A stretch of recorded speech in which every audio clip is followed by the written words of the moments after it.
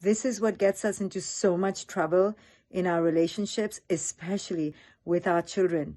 When we are in a conflict or in a fight or in a disagreement, we end up thinking, well, I wouldn't act like that. I wouldn't behave like that. I wouldn't say that. And this is where we go wrong. Guess what? They are not you. They are not you. But whenever we are in a tough spot in a relationship, we revert to this delusion that they should think, act, behave, talk, be just like us.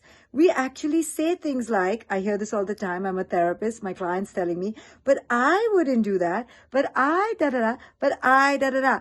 And I say to them with love, are you in a relationship with I, or are you in a relationship with your partner, or in your relationship with a kid?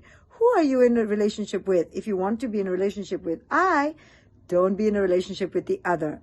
And that's a light bulb moment, because they then begin to realize, oh, they've been in this relationship with the other, but totally acting as if there's only one in the relationship, themselves. I wouldn't do this. I. So, hey, the tip for today is check on your eyes. How wrapped up are you in your eyes? And are you in a relationship with I, or in your relationship with the other?